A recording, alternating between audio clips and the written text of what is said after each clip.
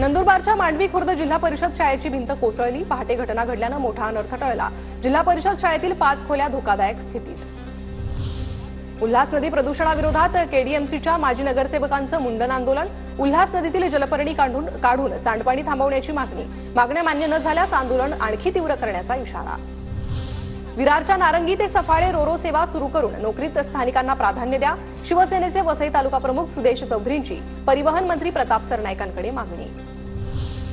परभणी महापालिकेकडून थकीत कर वसुलीसाठी जोरदार मोहीम। पालिकेने राबवलेल्या मोहिमेत तब्बल 24,51,000चा थकीत कर वसूल, तर काही मालमत्तांवर जप्तीची कारवाई। अकोल्यातील एका सायकलच्या दुकानातून 1,15,00,000ची रोकड जप्त। खदान पोलिसांच्या कारवाईत 1,15,00,000ची रोकड जप्त केलेली रोकड हवाल्यामार्फत आल्याचा पोलिसांना संशय।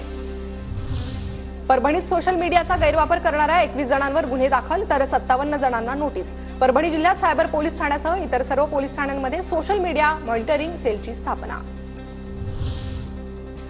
कल्याण डोंबिवली पालिकेच्या हद्दीत 8 अनधिकृत प्राथमिक शाळा। टिटवाळ्यामध्ये सर्वाधिक अनधिकृत शाळा। अनधिकृत शाळांमध्ये मुलांचा प्रवेश घेऊ नये, पालिकेच्या शिक्षण विभागाचं आवाहन।